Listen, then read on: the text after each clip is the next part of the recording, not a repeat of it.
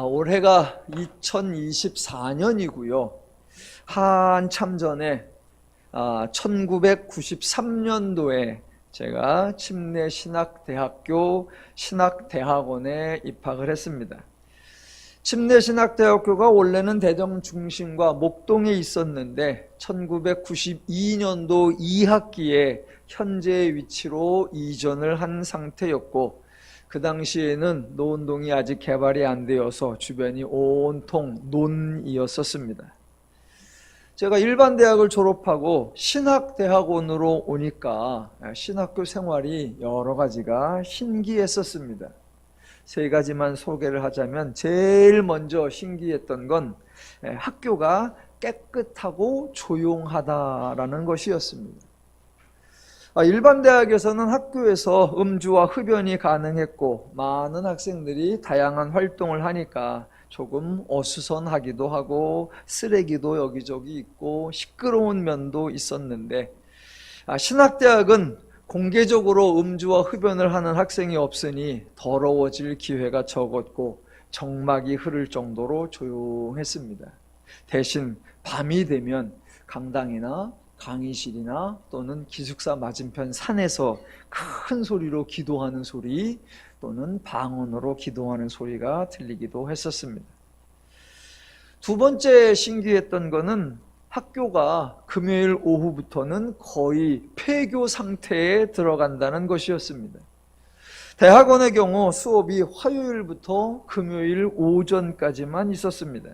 그래서 학생들이 주로 월요일 밤에 기숙사로 들어오거나 화요일 아침에 등교를 하고, 목요일이면 3학년이 먼저 학교를 빠져나가고, 금요일 오전이 되면 모든 수업이 끝나고 대부분의 학생들이 학교에서 다 사라집니다. 그래서 금요일 오후, 토요일, 일요일, 월요일은 학교가 거의 수도원 수준이 되고 남아있는 몇몇 학생들은 무건 수행이 가능해질 정도입니다. 분명히 학생들인데 대부분 학생들이 나이가 많고 양복을 입은 아저씨들이 많이 있었고, 그런 학생들의 관심은 학교가 아니라 교회였고, 중요한 것은 수업이나 공부가 아니라 교회에서 맡은 사역들이었습니다. 학생임에도 불구하고 학생들 사이에서 종종 회자되는 말이, 공부 열심히 하고 공부 잘한다고 목회 잘하는 거 아니야 라는 말이었었습니다. 저는 아버지 교회에서 사역하다가 지쳐서 공부하러 신학대학원을 왔는데 학생들이 공부를 조금 하지 않는 것 같아서 조금 이상했었습니다. 세 번째 신기했던 거, 정확하게 표현하면 좀 놀랬던 거 또는 어이가 없었던 것은, 기숙사에서 선배들이 후배들 군기 잡는 것이었습니다. 학기 초에 새벽기도 마치고 기숙사로 복귀를 하는데 기숙사 앞에 학부 신학과 학생들이 모두 모여 있고 선배들이 앞에 서서 후배들에게 얼차례를 주고 있었습니다. 보는 순간 이거 뭐지? 이거 군대에서나 보던 건데, 일반 대학에서도 거의 하지 않는 건데, 그런 행동을 신학대학에서 하고 있었고, 학생들끼리만 하는 게 아니라 심지어 기숙사 관장님이신 목사님께서 한쪽에 서서 그 모든 과정을 보고 계셨다는 것이었습니다. 저는 신학교에는 의로운 사람만 입학하는 줄 알았습니다. 신학교에서 근무하시는 교수님이나 직원분들은 모두 성자인 줄 알았습니다. 그런데 그 모습을 보고 그날 이후부터는 인간은 죄인이구나 라는 사실을 명확하게 깨닫게 되었습니다. 중간에 1년을 휴학을 하고 다시 복학하여 대학원을 마치는 동안 죄인의 다양한 모습을 적나라하게 목격할 수 있게 되었습니다.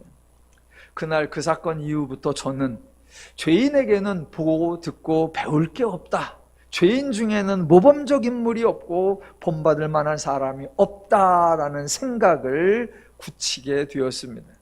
기독교는 하나님을 계시하는 종교이고 모든 사람이 하나님을 배우고 하나님을 알아야 한다 인식하게 되었고, 지금까지 일관되게 하나님을 선포하고 있습니다. 성경의 인물들도 마찬가지입니다. 그놈이 그놈입니다. 다를 바가 없습니다. 성경의 위인이라는 말, 사람들이 지어낸 말이고요. 믿음의 영웅이라는 말, 어이없는 표현이고요. 경건하고 신실한 사람이라는 설명, 인간에 대해 뭣도 모르는 설명이고요. 성경에 나오는 누구를 본받자라는 설교나 그 이름을 아예 자기 예명으로 사용하는 사례들은 성경이나 기독교에 대하여 무지몽매한 것입니다. 그놈이 그놈이다라고 말한다고 해서 기독교가 인간에 대해 비난하는 것이 아닙니다. 인간들은 모두 몹쓸 놈이다라고 인간을 비하하거나 인격적으로나 도덕적으로 부정하다라거나 지식이나 정서적으로 문제가 있다라고 모욕하려는 것도 절대로 아닙니다. 물론 사람의 기준, 인간의 차원에서는 사람마다 차이가 있지요. 금수저와 흙수저의 출신 성분의 차이도 있고, 청소년 시절 공교육과 사교육의 학력 차이도 있고, 사회적으로나 경제적으로 신분 차이도 엄청납니다. 하지만 인간이 가지고 있는 죄성은 모든 사람이 똑같습니다. 고약한 심보에는 레벨이 없습니다. 그래서 시대를 초월하여 지역과 상관없이 남녀노소를 막론하고 빈부귀천의 차이가 없이 비슷한 유형의 범죄가 발생하고 유사한 패턴의 부정과 불의가 계속 반복되는 것을 볼 수 있습니다. 그런 범죄나 불의함에 약간의 정도 차이가 있고 상황적인 차이가 있긴 하지만 모든 죄인이 죄의 마음, 죄의 기준, 죄의 가치, 죄의 방식, 죄의 원리를 따른다라는 측면에서는 다 똑같습니다. 아브라함이 있고 요셉이 있고 모세가 있지요. 반대쪽에 애굽의 바로가 있지만 서로 다를 바가 없습니다. 기드온이나 사무엘이나 다윗이 있지만 상대편인 블레셋의 골리앗과 다를 바가 없습니다. 이스라엘에 등장하는 수십 명의 왕이나 바벨론과 바사의 왕에 다를 바가 없습니다. 남유다의 선지자, 북이스라엘의 선지자나 이방 나라의 우상 선지자에 다를 바가 없습니다. 기독교에서 성도들 사이에서 다니엘, 에스더, 에스라, 느헤미야 이 사람들에 대한 칭찬과 미담이 너무 많아서 지난주에는 제가 억하심정으로 느부갓네살, 아하스웨로, 아닥사스다에 대한 미담을 모아서 설명을 드려보았고, 혹시 자녀의 이름을 고민하고 있으면 아닥사스다로 짓는 건 어떻느냐라고 추천을 하기도 했습니다. 제가 아무리 간곡하게 추천해도 기독교인 중에, 성도들 중에 자녀 이름을 느부갓네살 또는 아닥사스다로 지을 사람은 없기 때문에 제가 걱정하지는 않습니다. 제 주변에 성경에 등장하는 이름을 가진 사람들이 많이 있습니다. 사무엘, 다니엘, 한나, 에스더는 흔하고요. 영어로 하면 데이비드, 피터, 사라, 레베카 많이 만나보았고요. 제가 만난 이름 중에 좀 독특했던 거는 강뷸라 목사님도 계셨습니다. 강뷸라 목사님. 또 제 친구 중에는 한 좀 이름이 독특한 친구가 있습니다. 이욥.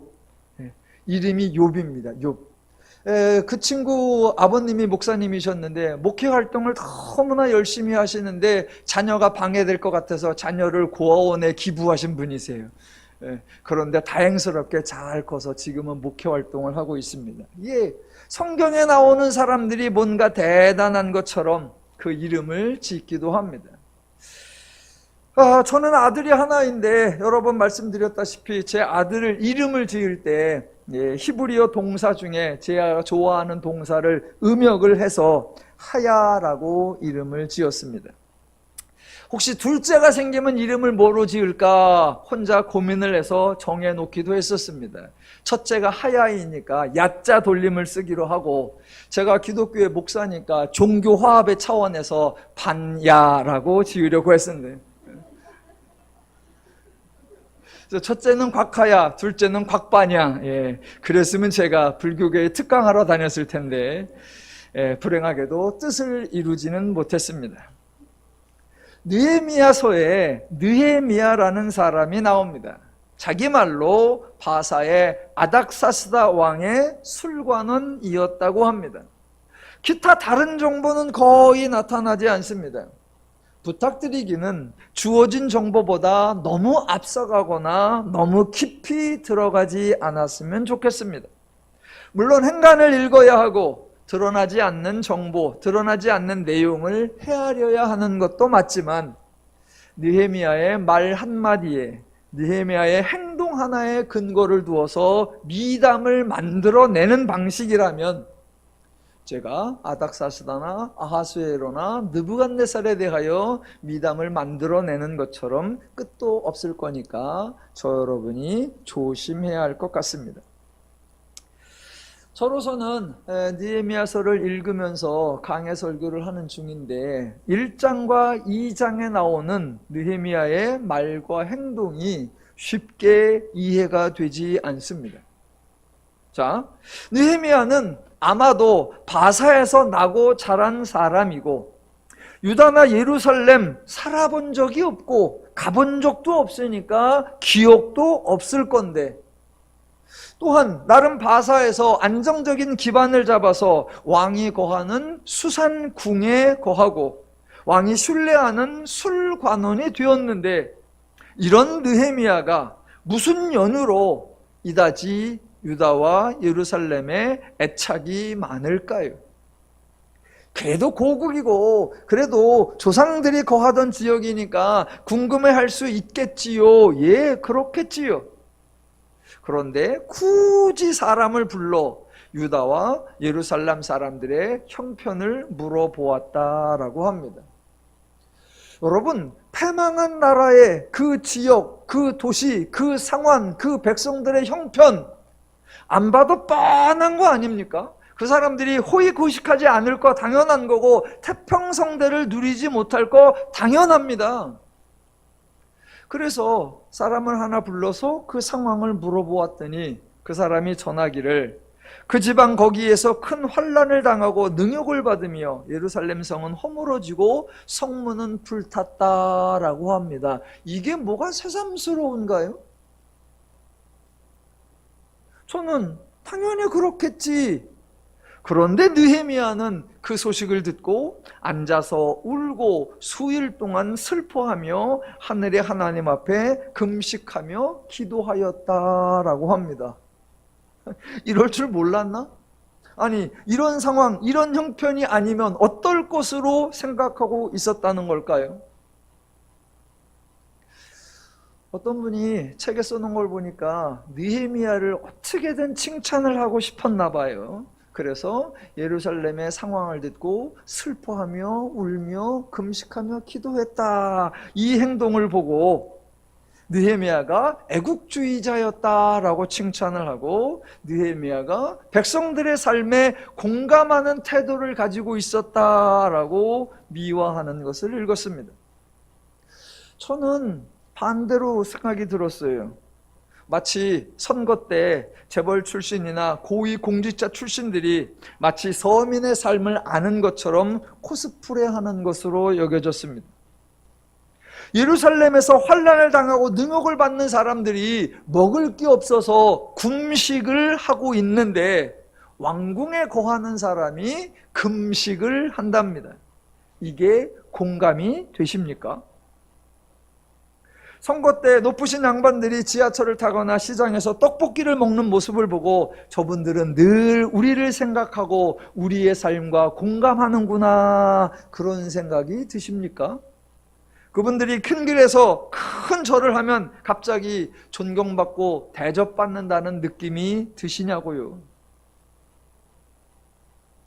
느헤미야가 개인적으로 가슴 아파하고 금식하고 기도하는 거 막을 생각도 전혀 없고 비난할 생각도 전혀 없습니다. 여하튼 느헤미야가 유다와 예루살렘에 관심을 가졌고 그곳의 상황을 전해 듣고 가슴 아파했다고 합니다. 어느 날 느헤미야가 왕의 시중을 드는데 얼굴에 수심이 있었다고 합니다. 다행스럽게 왕의 관심을 받았고, 그래서 왕이 어찌된 일이냐 하니까 왕이, 느헤미야가 고향이 이렇게 황폐했다고 하는데 내가 어찌 얼굴에 수심이 없사오리까, 이런 말을 합니다. 참 대담했던 것 같아요.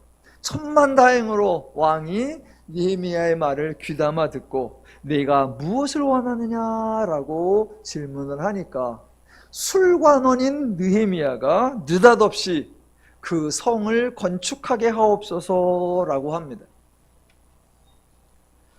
여러분, 느헤미야가 고국 유다나 예루살렘에 대해 관심을 갖는 것은 당연하다라고 할 수 있습니다. 그런데 조금 어색합니다. 자, 보세요. 지금 느헤미야가 왕과 이런 대화를 주고받고 있을 이 당시 예루살렘이 방치되어 있는 게 아닙니다.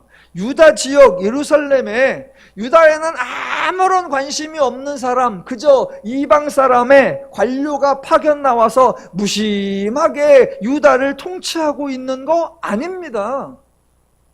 그때의 유다의 통치자, 그때의 예루살렘의 책임자가 누구인지 아십니까? 저와 여러분이 아주 잘 알고 있는 사람, 유다 칠순으로 대제사장의 16대 후손으로 여호와의 율법에 익숙한 학자 겸 제사장이라고 소개되는 에스라, 그 에스라가 앞서 유다의 총독으로 부임을 해와서 지금 유다를 돌보고 있습니다.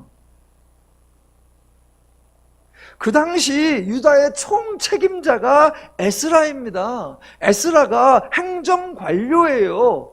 지역적으로 예루살렘을 포함한 유다 전역을 재건하는 담당자이고 백성들의 안위를 살피고 백성들이 평안하고 안전하고 건강한 생활을 할 수 있도록 다방면으로 행정을 집행하는 실무자, 그 사람이 에스라예요. 지금 에스라가 유대에서 유다 지역을 관리하고 있는 그때입니다. 그때. 그런데 에스라는 사로잡혔다 돌아온 사람들과 그냥 유다에 머물러 있던 사람들 사이에 심각한 편가르기를 하고 있습니다. 예루살렘의 상황, 성벽의 상태에 대해는 이런 반구도 하지 아니하고 엉뚱하게도 이방 여인과의 결혼은 여호와께 큰 범죄이니 이방 여인을 아내로 취한 사람들은 그 이방 여인을 내보내고 이방 여인과 사이에서 출생한 자녀들도 모두 내보내라, 그 정책만 강요하고 있습니다. 백성의 입장에서 공감이 느껴지십니까? 에스라가 와서 그런 일을 진행하고 있을 그때 또 다른 사람이 바사에서 유다로 오려고 하는 겁니다. 이번에는 정치인이 아니고 행정관료가 아니고 술관원입니다. 그런데 이 술관원이 예루살렘의 상황에 관심이 많고 술관원이 백성들의 소식을 듣고 앉아서 울고 슬퍼하고 금식까지 하고 왕과의 대화 중에 성을 건축하게 하옵소서라고 청원도 합니다. 에스라 얘기할 때는 에스라만 많이 얘기하고 느헤미야 얘기할 때는 느헤미야 많이 얘기하는데 느헤미야 얘기할 때 지금 느헤미야가 그렇게 해야 할 만큼 에스라가 아무 일도 안 하고 있는 거예요.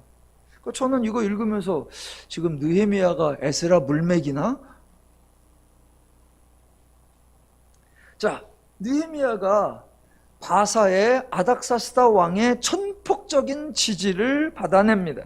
그래서 7절에 나오는 대로 바사에서 유다 땅까지 가는 과정과 유다에 들어가는 과정에 행여 막힘이 발생하지 않도록 조서를 받아내고 8절에 나오는 대로 성전에 속한 영문의 문과 성곽과 들어갈 집을 위하여 들보로 쓸 제목을 얻어낼 수 있도록 조서도 받아냈습니다. 느헤미야를 미워하는 사람의 관점에서 보면 느헤미야가 참 신중했다, 느헤미야가 왕에게 참 대화를 잘했다, 느헤미야가 아주 지혜롭고 현명하게 왕에게 원하는 바를 다 얻어냈다, 슬기로운 공직생활의 모범이다 라고 칭찬할 수 있습니다. 그런데 혹시 제3자의 입장에서 보면 술관원 따위가 왕의 마음을 미혹해서 자기만 요독 혜택을 다 받아내서 왕의 정사를 불공평하고 편파적이게 만들어내고 있지는 않나, 국정을 혼란케 하고 있지는 않나, 그런 의심도 들 것 같습니다. 여하튼 느헤미야가 왕의 허락을 받았고 두 건의 조사도 받은 상태에서 9절에 나오는 대로 군대 장관과 마병을 보내어 나와 함께하게 하시기로 내가 강 서쪽에 있는 총독들에게 이르러 왕의 조서를 전하였더니와 같이 드디어 유다 땅에 도착을 합니다. 상상 초월입니다. 겨우 술관원이 왕의 마병과 왕의 군대를 거느리고 왕의 조서를 두 건이나 딱 가지고 유다 땅에 도착을 하는 거예요. 그런데 느헤미야도 이상하고 느헤미야를 맞이하는 사람들도 다 이상합니다. 자, 바사, 즉 본국에서 왕의 조서를 가지고 사신이 왔습니다. 그렇다면 유다 지역이나 그 주변에 있는 관료들이 요번에 오는 사신이 느헤미야라고 하는데 그 사람이 술관원이다 이런 것을 알까요? 현지 관료의 입장에서는 요번에 바사에서 사신이 온대, 그 사신이 왕의 조서를 가지고 온대. 그러니까 오는 분이 누구다? 왕의 신뢰를 얻고 왕의 친서를 가지고 오는 왕의 사신입니다. 그렇게 생각하고 왕의 사신을 맞이하는 자세를 갖는 게 옳을 거예요. 그런데 사람들의 반응이 10절이에요. 호론 사람 산발랏과 종이었던 암몬 사람 도비야가 이스라엘 자손을 흥황하게 하려는 사람이 왔다 함을 듣고 심히 근심하더라입니다. 제가 공직 생활을 안 해봐서 뭐라고 말씀드리기는 뭐한데, 여러분 본국에서 온 사신, 특별히 왕의 조서를 2개나 가지고 온 사람, 심지어는 군대 장관과 마병을 동원하여 온 사람에게 이렇게 말하는 경우가 있을까요? 아마도 유대와 그 주변의 지역들, 관료들 사이에 알력이 심했었나 봅니다. 지금 느헤미야가 개인 자격으로 예루살렘 오는 거 아니고요, 사적인 업무를 보려고 방문하는 거 아닙니다. 말 그대로 왕의 조서를 가지고 왔고 왕의 허락을 받은 일을 하려고 왔습니다. 그런데 그런 느헤미야의 행적이 11절, 내가 예루살렘에 이르러 머무른 지 사흘 만에 12절 중간, 내가 아무에게도 말하지 아니하고 밤에 일어나 몇몇 사람과 함께 나갈새 내가 탄 짐승 외에는 아무 짐승이 없더라. 15절, 그 밤에 시내를 따라 올라가서 성벽을 살펴본 후에 돌아서 골짜기 문으로 들어와 돌아왔으나 방백들은 내가 어디 갔었으며 무엇을 하였는지 알지 못하였고 나도 그 일을 유다 사람들에게나 제사장들에게나 귀족들에게나 방백들에게나 그 외에 일하는 자들에게 알리지 아니하다가입니다. 예전에 우리나라에서는 이렇게 다니는 사람, 이렇게 행동하는 사람을 암행어사라고 불렀습니다. 제가 역사를 많이는 모르지만 왕이 암행어사를 파견할 때 술관원을 파병한 그런 사례는 없는 것 같은데, 지금 느헤미야는 암행어사가 아니에요. 암행어사의 기본은 뭐다? 은밀하게 다니는 건데 처음에 은밀하게 오지 않았어요. 아예 대놓고 군대 장관과 마병을 동원하여 왔고 오자마자 왕의 조서를 내밀었었단 말입니다. 그러면 그 이후의 모든 일도 공식 절차대로 해야 합니다. 그래야 조서를 내린 왕의 권위가 서는 거예요.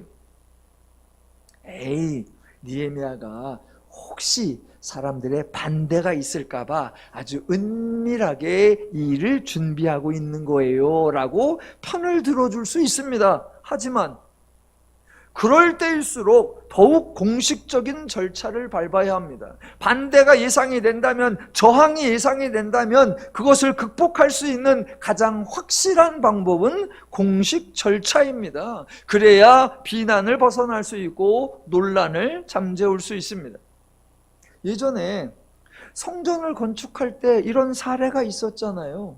고레스 왕의 명령을 받아서 본국으로 귀환을 했고 고레스 왕의 명령을 받아서 성전 공사를 시작했고 고레스 왕의 지원을 받아서 성전 공사가 시작되었습니다. 그런데 반대자들이 생겨서 중단되었어요. 자그마치 16년 동안이나. 그때 공사가 다시 시작될 수 있었습니다. 어떻게요? 공식 절차, 즉 고레스 왕, 선대왕이 내렸던 조서를 찾아내는 거였어요. 그래서 왕의 문서고를 뒤져서 그 조서를 찾아내서 읽어보니까 고레스가 그런 지시를 내린 적이 있다, 고레스가 그런 명령을 내린 적이 있다, 고레스가 그런 허락을 한 적이 있다라고 밝혀지니까, 그러니까 반대자들을 다 물리칠 수 있었고 그 덕분에 공사를 마무리할 수 있었습니다.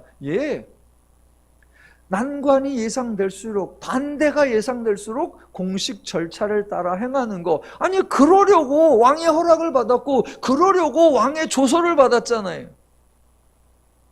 근데 느헤미야는 몰래 다니고 아무에게도 말하지 아니었다라고 합니다.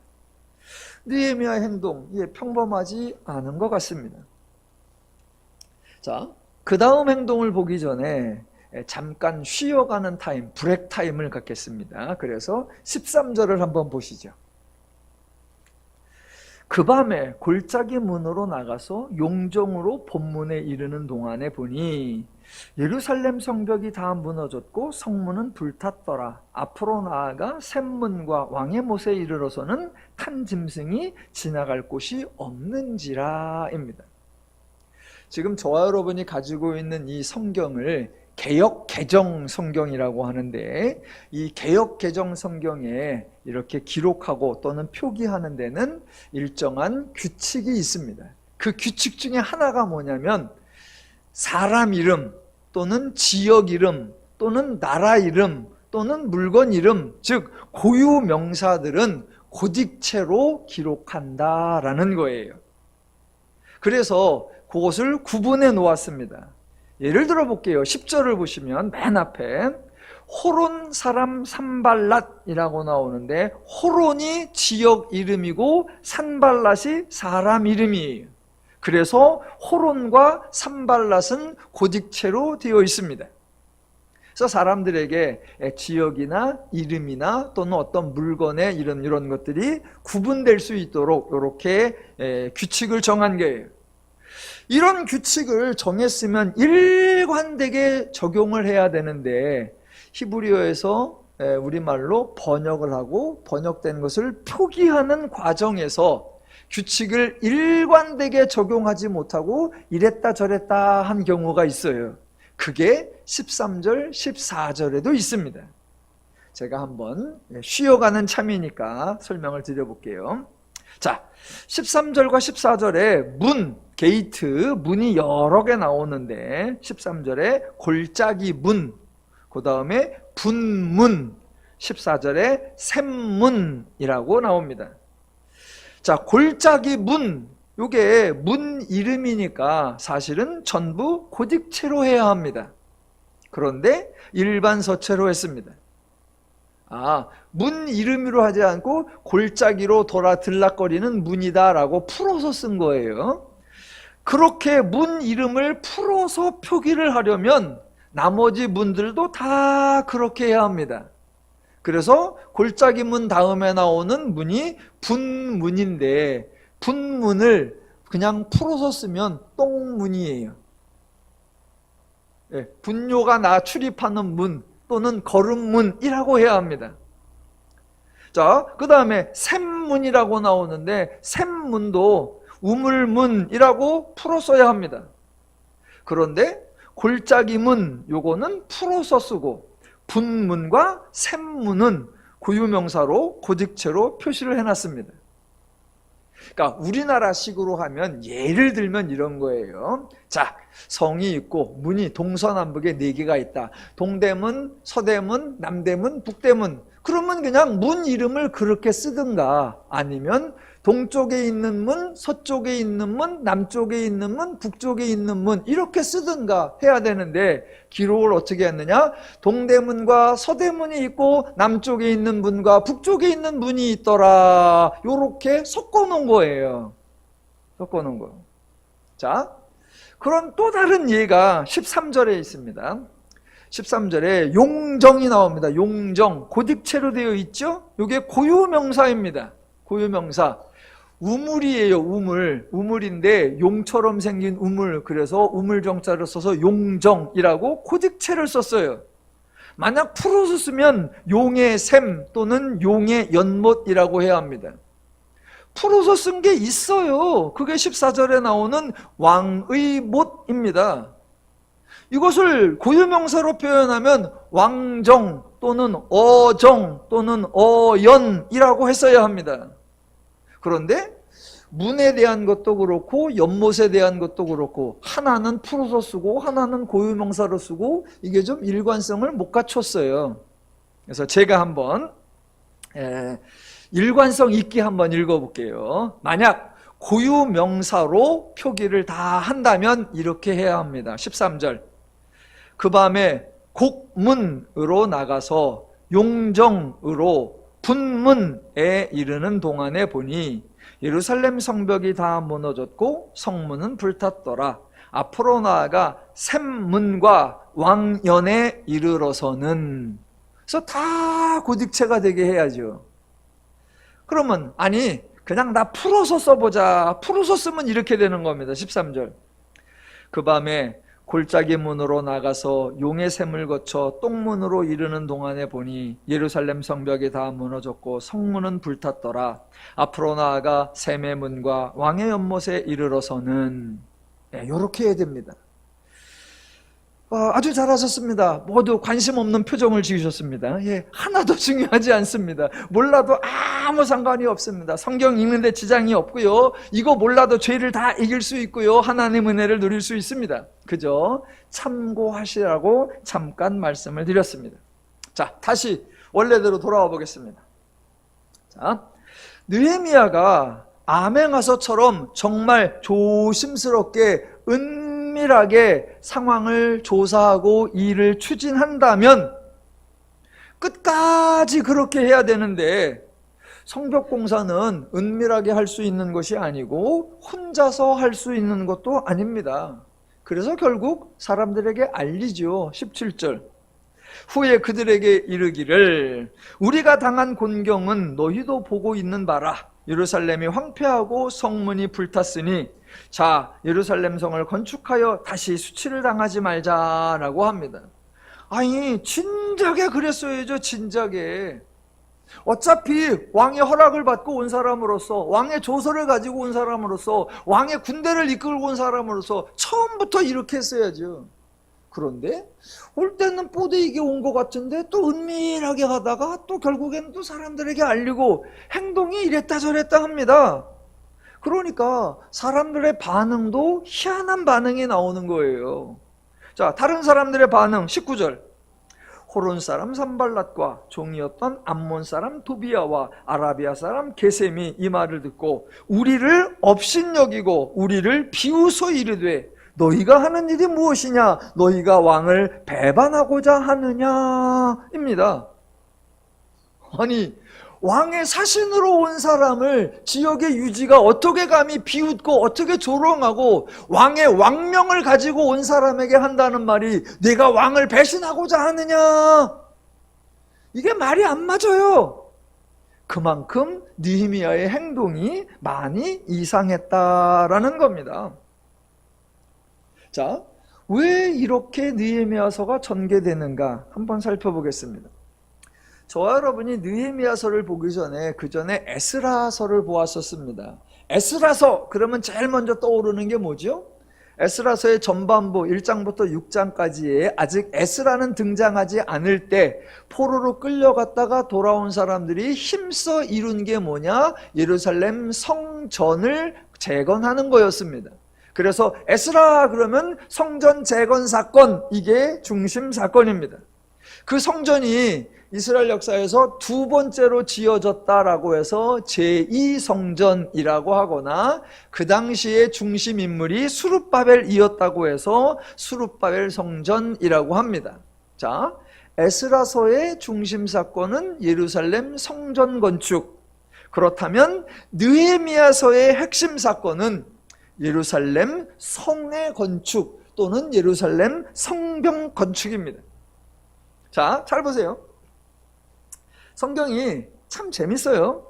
자, 예루살렘이 유다의 수도입니다. 유다의 대표적 도시로서 정치, 문화, 경제, 외교, 국방 모든 것의 중심지입니다.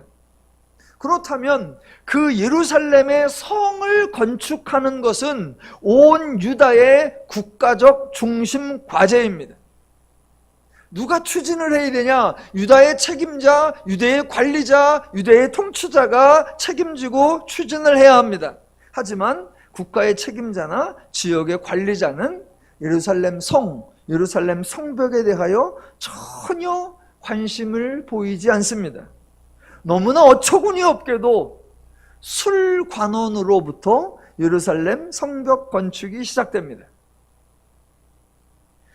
그렇다고 해서 그 술관원이 나는 개인적 역사의식이나 개인적 민족의식이 투철해서 이 과업을 꼭 이루고 싶었다 이렇게 말하지 않아요. 국가 관료도 아니고 지역의 책임자도 아닌 그저 왕궁의 술관원이었던 사람이 성을 건축하게 하옵소서라고 하는데 이 일이 어떻게 시작되었느냐? 그 고백을 12절에서 이렇게 말합니다. 내 하나님께서 예루살렘을 위해 무엇을 할 것인지 내 마음에 주신 것입니다. 그러니까 성벽 재건이라고 하는 이 과업, 이 프로젝트 느헤미야가 시작한 거 아니고 느헤미야가 진행하는 것도 아니고 느헤미야가 책임져야 하는 것도 아니다라는 겁니다. 언제나와 마찬가지로 하나님의 일은 누가 하시느냐? 예, 하나님이 하십니다. 하나님이 이미 선지자들을 통해 선포하셨듯 포로가 돌아오게 하셨고 성진이 되고 재건되게 하셨고 이제는 예루살렘 성 또는 예루살렘 성벽이 새로 지어지게 하는 것이며 그 일을 위해 하나님이 느헤미야를 하나님의 사역에 초청하시고 하나님이 느헤미야를 통하여 하나님의 역사를 이루어 가신다라는 겁니다. 그러니까 느헤미야가 술관원으로서 전혀 어울리지 않는 태도를 보였었습니다. 얼굴에 수심이 있었으면 행여 그것이 왕에게 심려를 끼칠까봐 오늘은 내가 왕 앞에 나아갈 수 없도다 그래야 합니다. 그런데 수심이 있는 채로 왕에게 나아갔고 그러면 왕이 보는 순간 저놈 오늘 뭔가 이상하다 당장 물리쳐라 그래야 되는데 왕이 술관원을 보고 네가 평상시 병이 없는데 오늘 어찌 얼굴에 수심이 있느냐라는 관심을 보이고 그랬더니 또 무례하게도 아니 내 땅 내 백성이 그렇게 곤고한데 내가 어찌 평안하리요 라고 대드는 듯한 말을 하고 그러면 감히 이놈이 그래야 되는데 왕이 어머 그러니 그러면 내가 무엇을 원하느냐라고 하더란 말이죠. 그러니까 또 술관원이 주제넘게 예루살렘 성을 건축하게 하옵소서. 이놈아 거기에는 이미 관료가 있어 그래야 되는데 왕은 또 그래 허락하노라 필요한 조서를 다 내려주노라.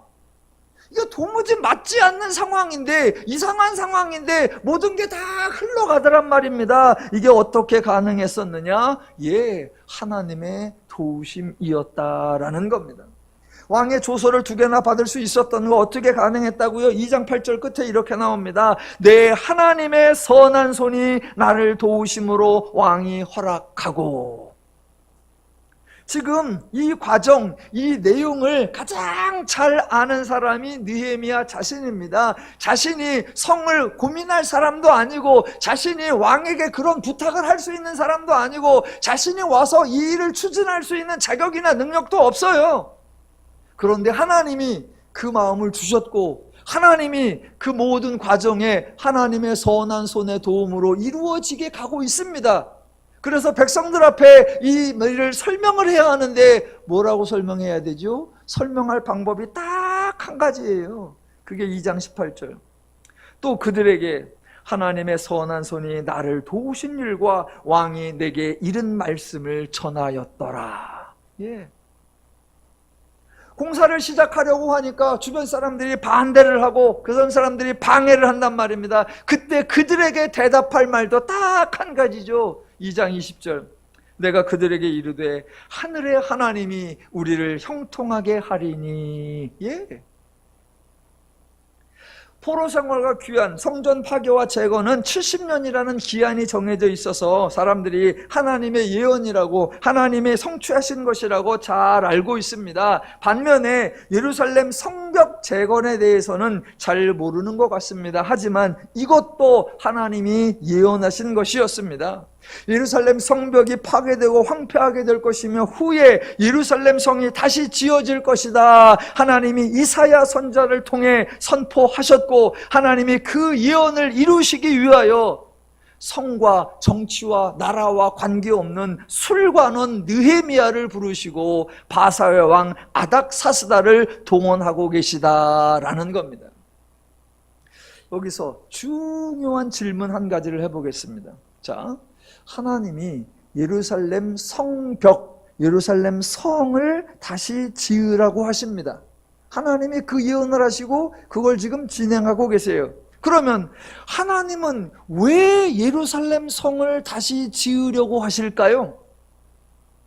객관식으로 하겠습니다. 1번, 예루살렘은 유다의 상징이니까. 2번, 어쨌거나 토목공사가 돈이 되니까. 3번, 하나님을 계시하기 위해서. 예, 정답은 당연히 3번이죠. 예. 지금 하나님은 성벽이 꼭 있어야 해서 성벽이 중요하니까 아니요. 하나님을 계시하기 위한 수단으로 성벽 재건 과정을 하시는 거예요. 자, 그러면 성벽 재건이 하나님의 계시를 위한 거다라고 하면 저와 여러분이 익숙하죠? 하나님 계시 사역의 세 가지 패턴. 첫 번째, 사람들 생각에 불가능해 보이는 사건. 두 번째, 사람들 생각하기에 전혀 가능성이 없어 보이는 사람을 통해. 세 번째, 사람들 생각에 안 될 것 같은 방식을 통해서. 예. 그래서 지금 예루살렘 성벽을 재건하는 일에 아무 상관이 없는 것 같은 술관원 느헤미야가 등장하는 거예요. 저와 여러분 같으면 그런 일은 누구한테 맡겨야 돼요? 진작에 유다의 총독으로 에스라를 보내놨지, 에스라가 알아서 잘할 거야 라고 하는 우리의 기대와는 전혀 다르단 말입니다. 그래서 지금 성벽이 재건되는 사건, 포인트는 성벽이 아니라 이 과정 속에 하나님을 배우는 것, 저 여러분이 하나님을 알게 되는 거예요. 하나님의 사역에서 사건을 중요하게 여길 것이 아닙니다. 하나님의 사역에서 인물을 중요하게 여길 것도 아닙니다. 무슨 사건이 등장하든 어떤 인물이 등장하든 어떤 방식이 동원되든 가장 중요한 것은 하나님을 아는 것. 아, 하나님은 이런 분이시구나. 아, 내 생각이 틀렸구나. 그것을 아는 거예요. 하나님이 옳구나. 하나님의 판단이 맞고 하나님의 말씀이 맞구나. 그렇다면 하나님의 뜻을 따라 사는 것이 나의 삶 속에 가장 좋겠구나. 하나님의 원리대로 살아야 내가 행복하겠구나 라는 것을 아는 것입니다. 이미 성전 재건 공사에서 확인이 됐던 거죠. 성전 재건, 성전을 새롭게 지는데 누가 동원되었습니까? 성전을 지을 때 가장 혁혁한 공로를 세운 사람이 누구입니까? 이방 사람 바사의 왕 고레스입니다.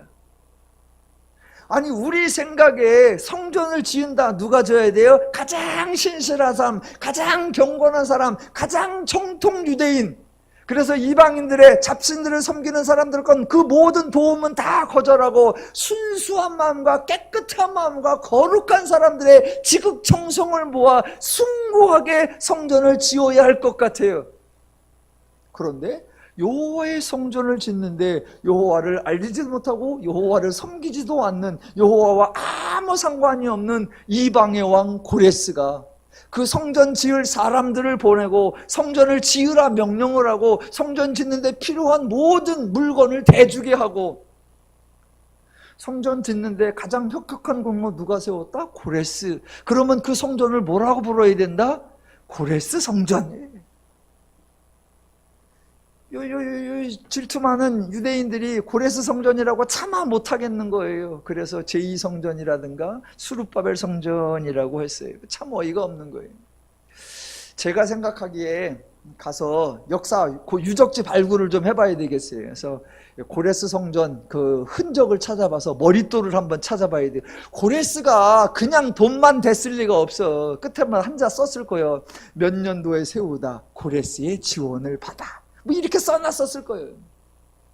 유대인들이 그거 아마 봤을 거예요. 근데 지금 뽀겠어요. 라고 딱 감춰놨어요. 예, 성전 짓는 것 자체가 중요한 게 아니라 그 과정에 하나님을 알게 하기 위하여 사람들의 생각과 다르게 한 거예요. 보세요.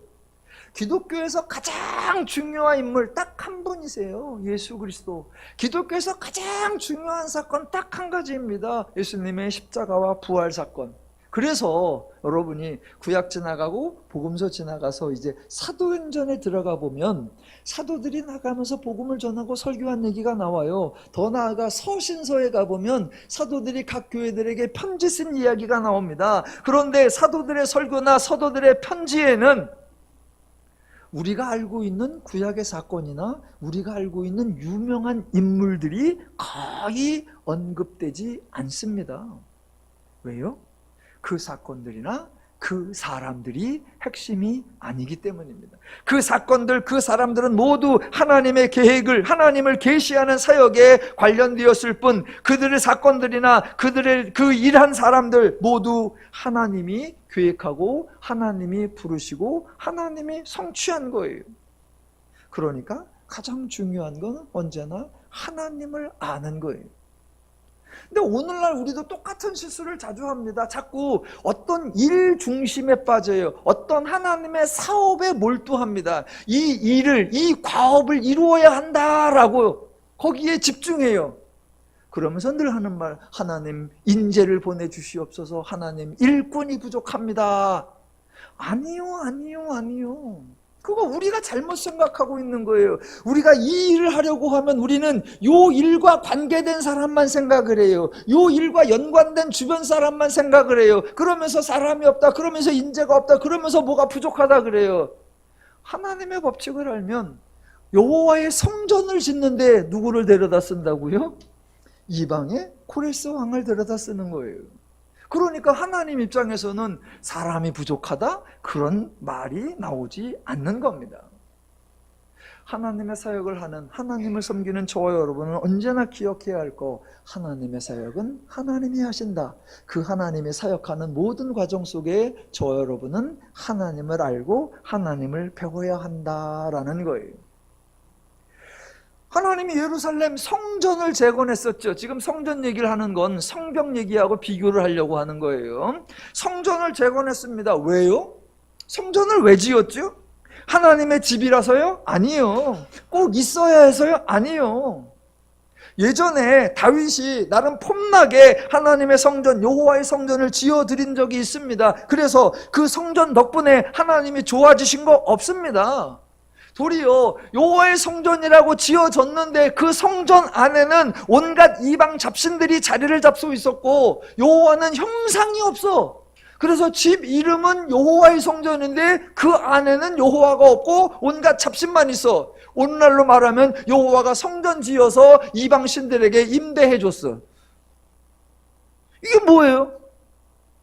그 성전 무너졌고 사람들은 지을 생각이 없을 때 하나님은 예언을 이루기 위해 고레스를 동원하셨죠. 그런데 다윗이라고 하는 사람이 지은 성전에 비하면 하나님이 직접 예언하고 성취한 그 성전 너무나 보잘것없고 하찮았습니다.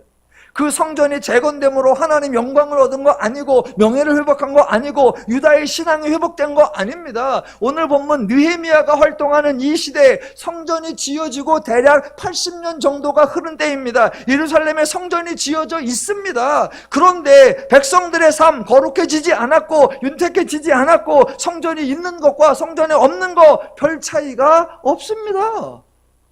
없어요. 성경 전체에서 하나님이 성전의 중요성 거의 강조하신 적이 없습니다. 성전 짓겠다고 나선 거 다윗이었고 그때 하나님 썩 반가워하지 않으셨습니다. 대신 그 성전 무너뜨렸고 하나님이 다윗을 위해 제2성전 지으셨지만 말씀드린 것처럼 다윗이 지은 거에 비하면 너무나 허접하게 지었습니다. 그러니까 사람들은 나중에 헤롯이라고 하는 사람이 약 40년에 걸쳐서 큰 성전을 지으니까 복음서에 나오는 것처럼 예수님에게도 이 놀랍고 이 큰 성전을 보라 라고 자랑하는 그 성전이 있었어요. 그랬더니 예수님 보면서 하는 말, 이 성전을 헐라. 구약의 하나님의 심정과 신약의 복음서에 나오는 예수님의 심정을 잘 깨달은 사도행전에 나오는 사도들, 그들이 성전에 대해 한 말, 스데반이라는 사람이 사도행전 7장 47절 지극히 높으신 이는 손으로 지은 곳에 계시지 아니하나니, 그와 똑같은 말을 바울도 하죠. 사도행전 17장 24절 우주와 그 가운데 있는 만물을 지으신 하나님께서는 천지의 주제시니 손으로 지은 전에 계시지 아니하시고입니다.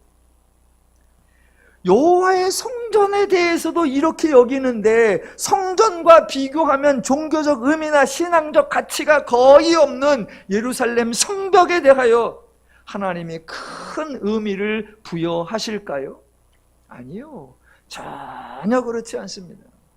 제가 1장에서 왕과 느헤미야의 대화가 어색하다, 2장에서 느헤미야의 행동이 매우 이상하다라고 했습니다. 예, 일반적인 사람들의 생각으로는 이런 대화와 이런 방식으로 일이 진행될 리가 없습니다. 하지만 하나님이 역사하시니까 이렇게라도 일이 진행이 되는 거예요. 앞으로도 성벽 공사가 순탄하게 이루어질 거냐? 그렇지 않을 겁니다. 이제 다음 주 3장부터 확인해 보겠습니다만 이런저런 말도 안 되는 방해가 여러 차례 발생할 겁니다. 그래서 결국 어떻게 될까요? 예, 다 이루어질 겁니다. 왜요? 하나님이 역사하실 것이기 때문에. 그러니까 저와 여러분의 관심은 성벽이 건축되느냐 안 되느냐 아니에요. 어떤 사람이 동원되느냐, 느헤미야가 어떻게 하느냐, 거기에 관심이 있는 게 아니에요. 느헤미야가 도리어 일을 이상하게 하고 대적자들이 훨씬 커. 그래서 느헤미야도 좌절되고 느헤미야도 포기할 만할 때 하나님은 어떻게 등장하시고 하나님은 어떻게 간섭하시고 하나님은 역사를 어떻게 만들어내시는가, 저와 여러분의 모든 관심은 그 하나님께 주목하는 거고, 아, 하나님은 이렇게라도 역사하시고 그 어느 누구도 하나님을 막아설 수 없고 하나님이 하시기라고 하면 누구를 통해서든 어떻게든 하나님은 이루어내시는구나, 하나님이 옳구나, 하나님이 맞구나, 하나님의 뜻대로 사는 게 내가 행복해지는 길이구나, 그걸 아는 것, 그게 느헤미야의 강조점입니다. 종종 사람들은 엉뚱한 기대를 해요. 이거 하나님이 예언하신 일이야, 하나님이 성취하시는 일이야, 그러니까 아무런 방해 없이 일사천리로 순적하게 진행될 거야. 아니요, 하나님의 목적은 성전을 짓는 것 그 자체가 목적이 아니고 예루살렘 성벽을 쌓는 것 그 자체가 목적이 아니에요. 그거 있고 없고 하나님에게 아무 의미가 없습니다. 그러니까 저 여러분은 성전이 지어지는 모든 과정, 성벽이 세워져가는 모든 과정 속에서 하나님은 어떻게 이루어 가시고 하나님은 사람을 어떻게 대해 주시며 하나님은 어떻게 약속을 이루시고 하나님은 어떻게 우리를 위해 일하시는가, 그 하나님을 배워가는 거예요. 그래서 우리 생각에 달라서 두려워하고 좌절하고 낙담하고 포기하고 싶을 때, 그래서 우리가 어찌할 수 있는 방법이 없을 때, 그러면 할 수 있는 게 겨우 울기나 하는 것 또는 하나님께 부르짖는 것일 때 그 하나님이 들어주시고 그 하나님이 간섭하시고 그 하나님이 역사하셔서 그 하나님이 우리에게 응답하시는 그 모든 과정을 통해, 아, 하나님은 나를 기억하고 계시는구나, 하나님은 나를 위해 일하시는구나, 하나님은 앞으로도 계속 나와 함께 하시겠구나, 그 하나님을 알고 그 하나님 때문에 자유와 평화와 안식을 누리는 거, 그게 성숙한 성도의 행복한 신앙생활이 되는 겁니다.